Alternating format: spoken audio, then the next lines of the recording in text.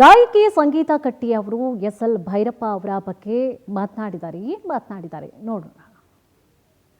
ನಮಗೆ ಯಾರಾದರೂ ಹಿರಿಯ ಸಾಹಿತಿಗಳ ಹೆಸರು ಹೇಳಿ ಅಂತ ಹೇಳಿದರೆ ಮೊದಲಿಗೆ ಬರ್ತಿದ್ದಂತಹ ಹೆಸರೇ ಎಸ್.ಎಲ್. ಭೈರಪ್ಪ ಅವರು. ಸದ್ಯ ಇವತ್ತು ಅವರು ವಿಧಿವಶರಾಗಿದ್ದಾರೆ. ಸದ್ಯ ನಮ್ಮ ಬಗ್ಗೆ ಈ ಬಗ್ಗೆ ಮಾತಾಡಲಿಕ್ಕೆ ಸಂಗೀತ ಕಟ್ಟಿ ಅವರು ಇದ್ದಾರೆ. ಮೇಡಮ್, ನಿಮ್ಮ ಮತ್ತು ಎಸ್.ಎಲ್. ಭೈರಪ್ಪ ಅವರ ನಡುವಿನ ಒಡನಾಟ ಹೇಗಿತ್ತು?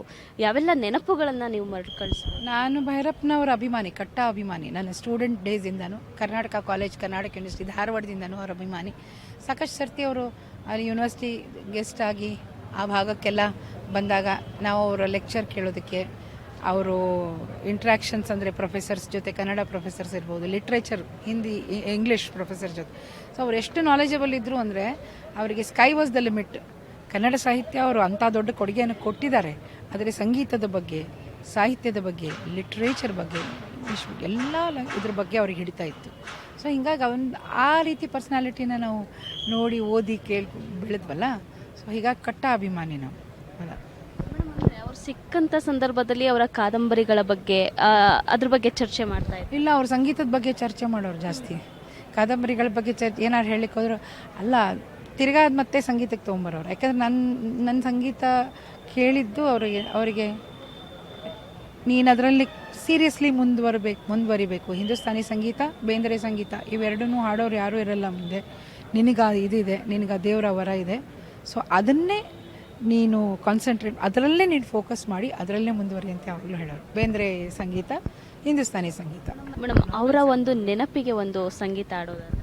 ಮುಗಿಲ ಮಾರಿಗೆ ರಾಗರತೆಯ ನಂಜೇರಿತ್ತ, ಆಗ ಸಂಜೆಯಾಗಿತ್ತ, ಆಗ ಸಂಜೆಯಾಗಿತ್ತ, ನೆಲದ ಅಂಚಿಗೆ ಮಂಜಿನ ಮುಸುಕು ಹ್ಯಾಂಗ್ ಹೋಗಿತ್ತಿತ್ತ, ಗಾಡಿಗೆ ಮೇಲಕ್ಕೆದ್ದಿತ್ತ.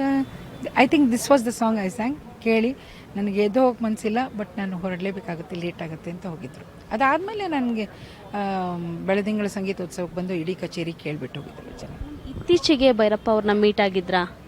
ಇಲ್ಲ, ಅದೇ ಲಾಸ್ಟ್ ಡಿಸೆಂಬರಲ್ಲೇ ಮೈಸೂರು, ಅದೇ ಬೆಳದಿಂಗಳ ಸಂಗೀತ ಕಚೇರಿ ಸುತ್ತೂರು ಮಠದಲ್ಲಿ.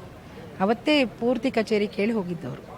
ನಾವು ಮತ್ತೆ ದಿನ ಕಳೆದಂತೆ, ವರ್ಷಗಳು ಉರುಳಿದಂತೆ ನಾವು ಕನ್ನಡ ಸಾಹಿತಿಗಳನ್ನ ಕಳ್ಕೊಳ್ತಾ ಬರ್ತಾ ಇದ್ದೀವಿ.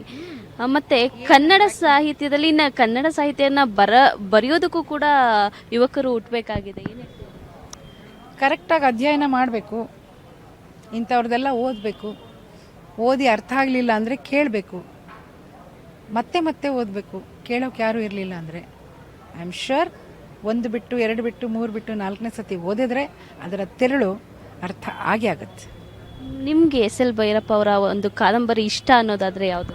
ಅಫ್ಕೋರ್ಸ್ ಆ್ಯಸ್ ಎ ಸಂಗೀತಗಾರ್ತಿ ಮಂದ್ರ ಇಷ್ಟ ನನಗೆ. ಮಂದ್ರ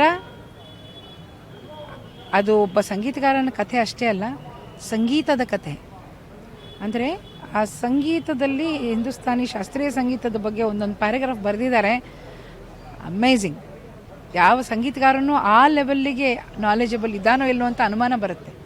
ಅಷ್ಟು ನಾಲೆಜ್ ಆ ಸಂಗೀತ ಪ್ರಕಾರದ ಬಗ್ಗೆ ಭೈರಪ್ಪನವ್ರಿಗಿತ್ತು. ಅದ್ಭುತ. ಮತ್ತೆ ಇಂಥವ್ರು ಬರಲ್ಲ. ಎಸ್, ಇದಿಷ್ಟು ಸಂಗೀತ ಕಟ್ಟಿಯವರ ಮಾತಾಗಿತ್ತು. ಕ್ಯಾಮ್ರಾ ಪರ್ಸನ್ ಪವನ್ ಗೌಡ ಜೊತೆ ಸುಚಿತ್ರಾ ನಿಂಗೇಗೌಡ, ಪವರ್ ಟಿವಿ, ಬೆಂಗಳೂರು.